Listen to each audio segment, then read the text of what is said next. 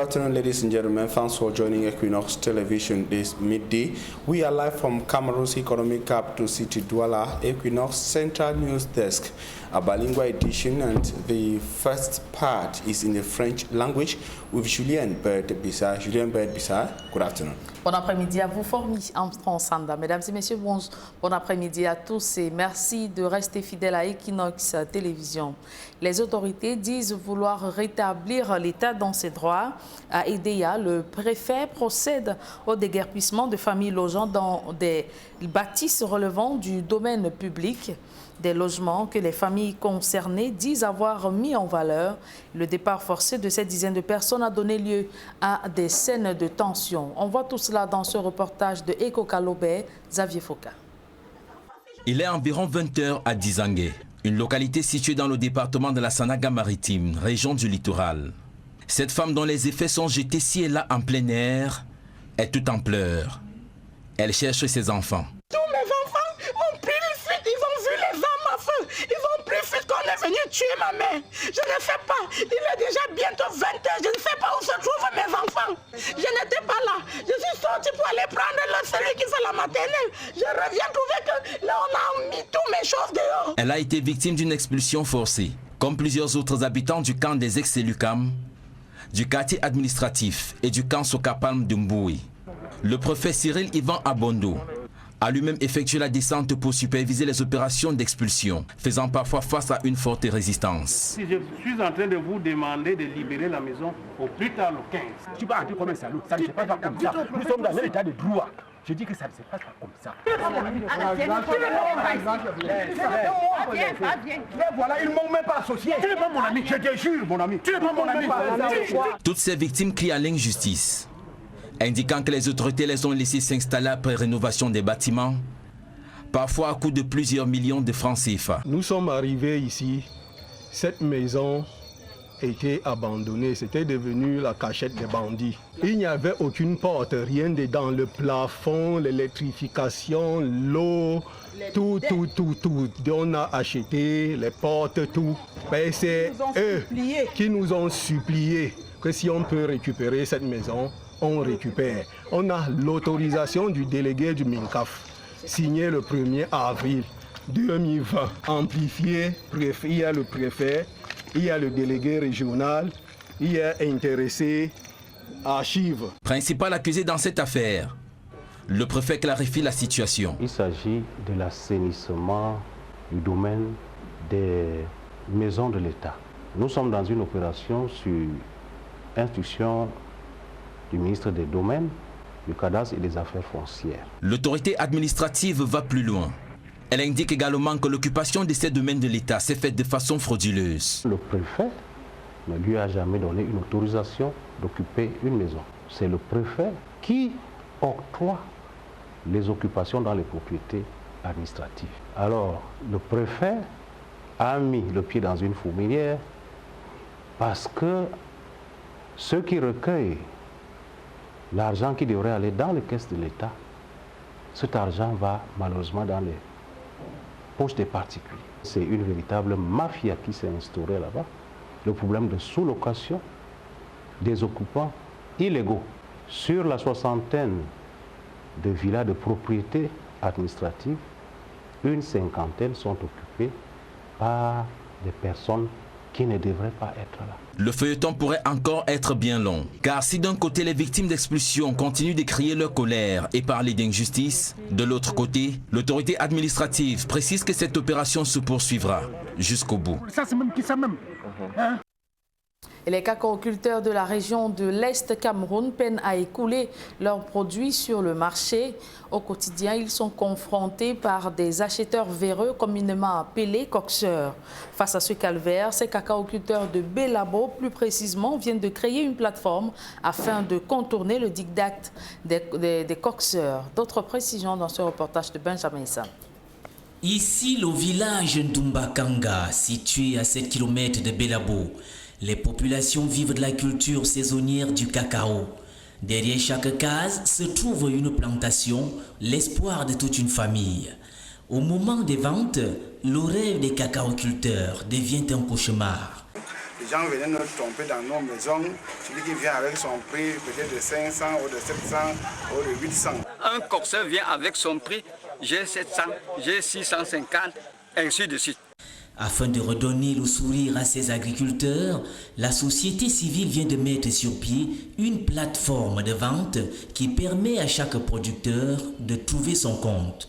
Quand il y a les ventes groupées, il y a vraiment le volume, le prix monte. Au niveau de la plateforme, il faut que tout le monde vienne discuter les prix. Chacun a un mot à dire. Il n'y a pas un grand planteur. Même celui qui a 10 kilos, il a toujours un mot à dire par rapport à celui même qui a 20 sacs. Donc tout le monde converge par la plateforme pour qu'il n'y ait plus de tromperie au sous-quartier.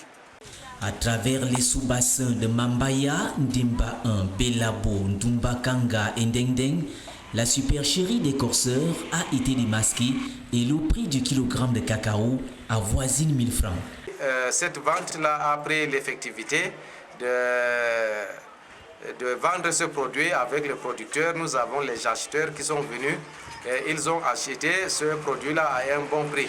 Désormais, nous invitons tous les producteurs de cacao, café et maïs à venir ici à Belabo pour vendre leurs produits dans la vente groupée.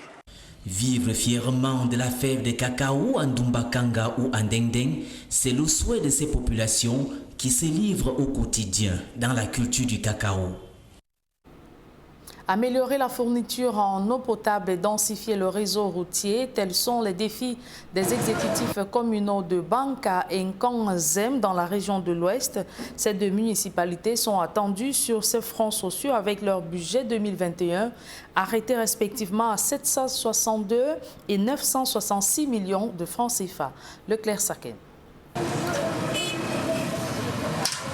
Pour répondre aux innombrables missions qui leur incombent pour l'exercice budgétaire 2021, la commune de Banka, dans le département du Haut-Kam, mise sur une enveloppe globale, serait à 762 330 000 francs CFA. Budget adopté au cours de son conseil municipal, auquel certains conseillers ont brillé par leur absence. Ce budget vient véritablement à nous encourager à pouvoir impulser le mouvement.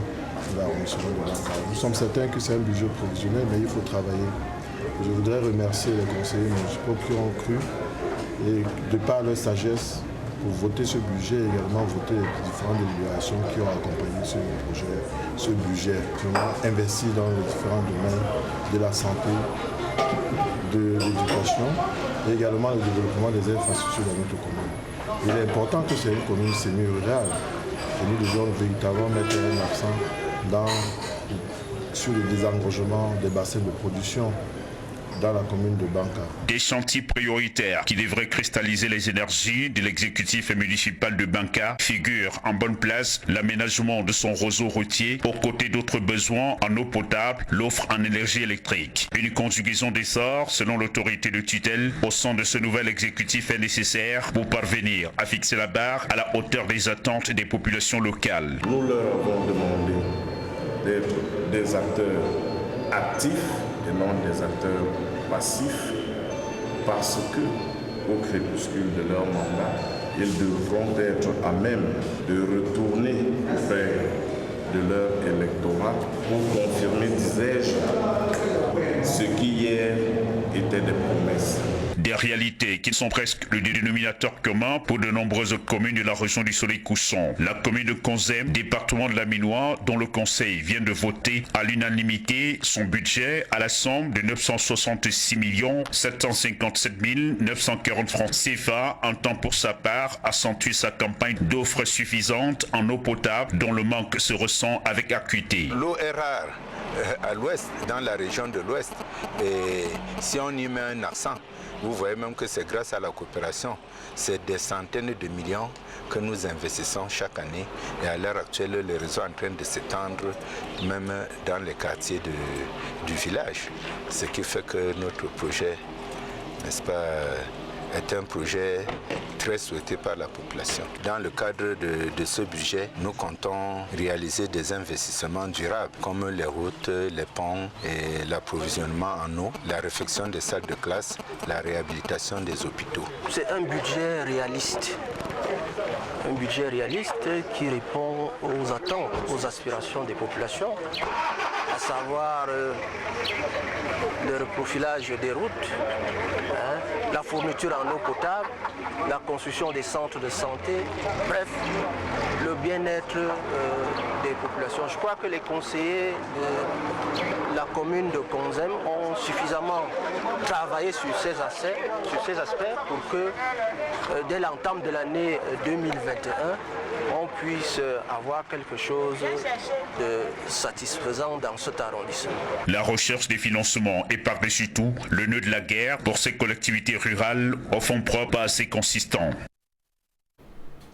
La suite de ce journal est en langue anglaise avec vous, Formi Armstrong Sanda. Good day once again. Good day once again, Julien. Good day, ladies and gentlemen. Thanks for joining us in the second segment of information in the English language. We begin on our council and budgetary session for 2021 to see that councillors of Muyuka Council in the Fako division of the southwest region of Cameroon have opted to build and bring Muyuka back on its feet come 2021, considering the devastating economic and social effects of the Anglophone crisis on Muyuka Council and Muyuka subdivision.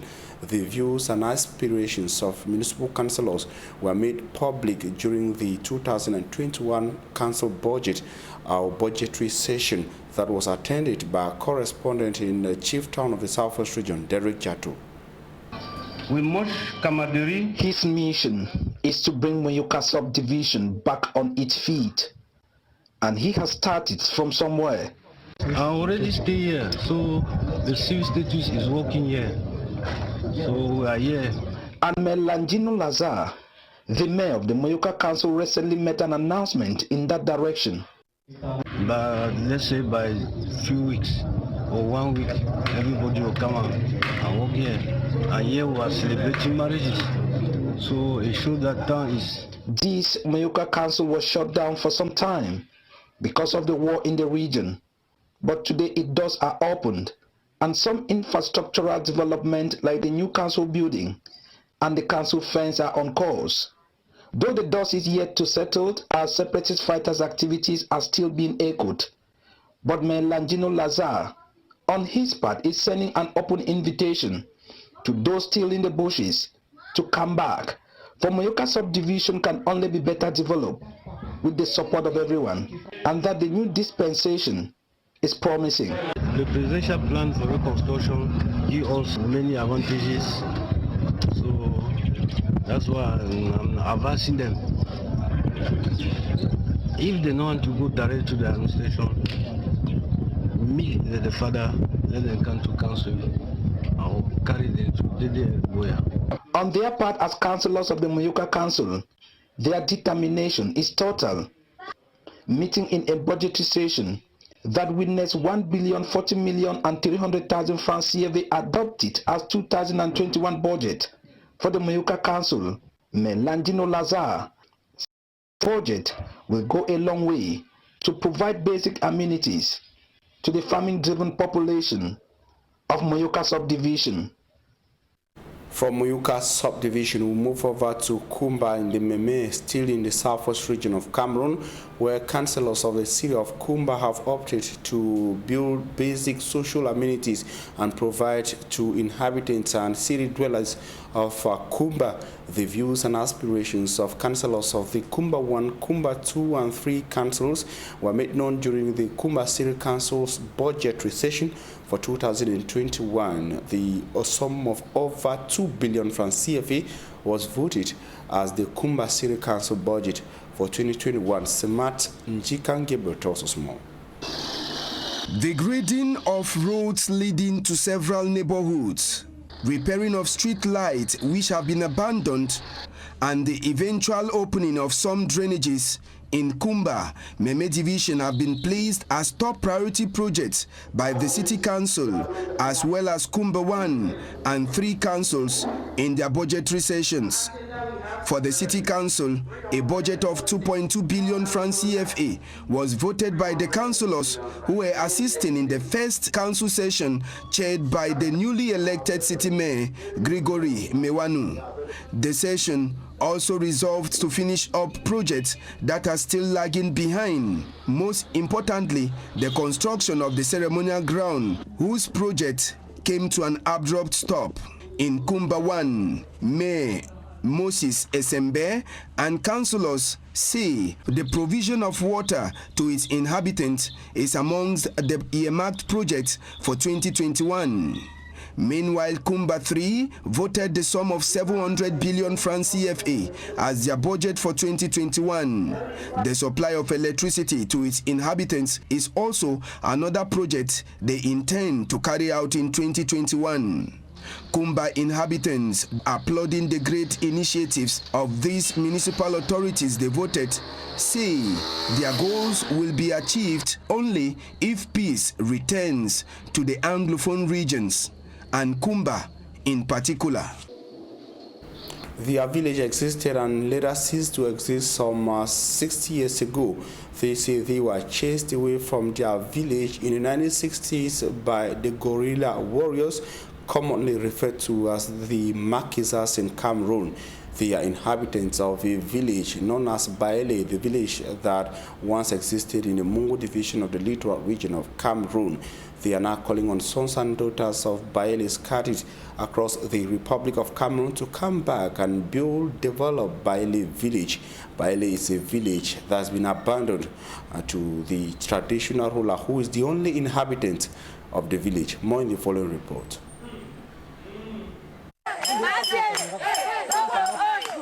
Rites in traditional rituals performed to pull villagers back to an abandoned village. The story is that of a certain village known as Baele in the Mungo division of the littoral region of Cameroon, where men and women, herds of neighboring villages and traditional rulers gathered to seek the assistance of their ancestors to repopulate their village.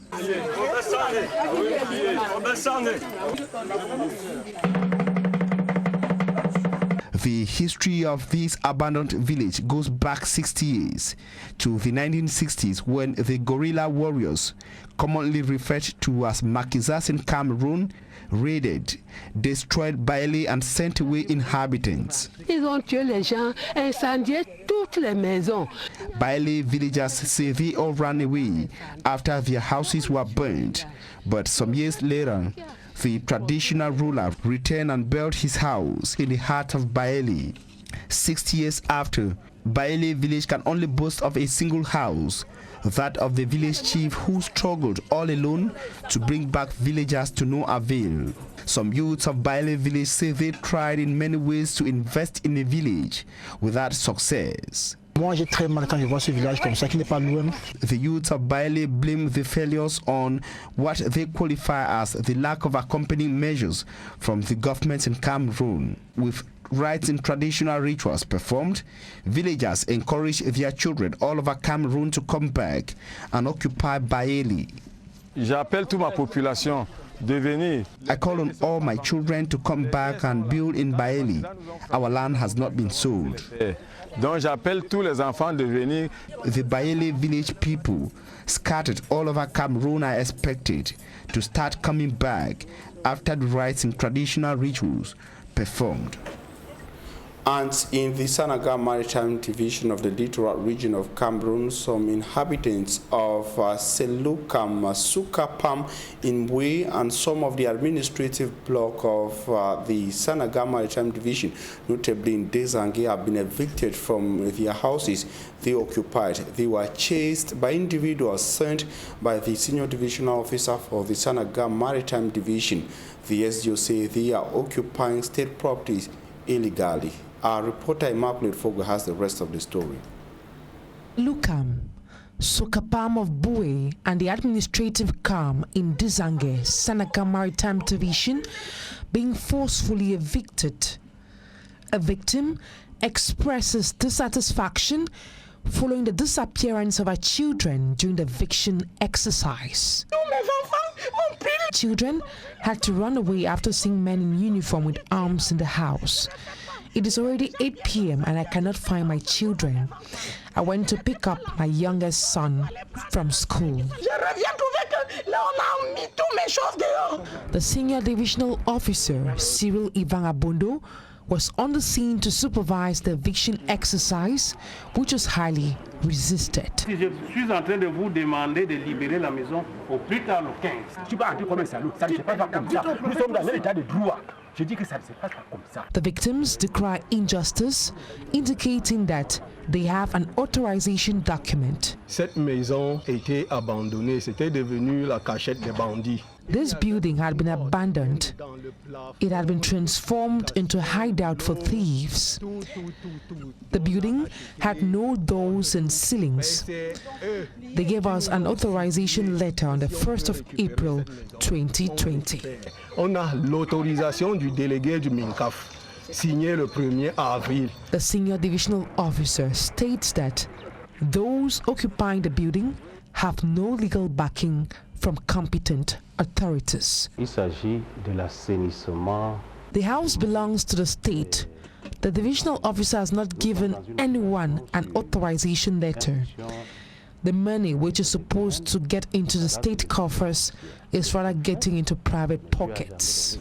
Qui octroie les occupations dans les propriétés? According to the administrative authority, the eviction exercise will continue in other parts of the town. And that report brings us to the end of the bilingual newscast on Equinox Television. We thank you for your very kind attention. Julien Bird Bissana will be back here tomorrow at 7 a.m. God willing, but information continues on Equinox at 6 p.m. Today, you will have a full newscast in the English language, and at 8 p.m., a full newscast will be coming up in the French language. Julien, see you tomorrow at 7 a.m. Le rendez-vous est pris pour demain à 7h. S'il plaît à Dieu Formy Armstrong Sanda. Mesdames et messieurs, merci de nous avoir suivis. Retrouvez dans quelques secondes Flavien Vallondongo et toute son équipe pour votre quotidien santé.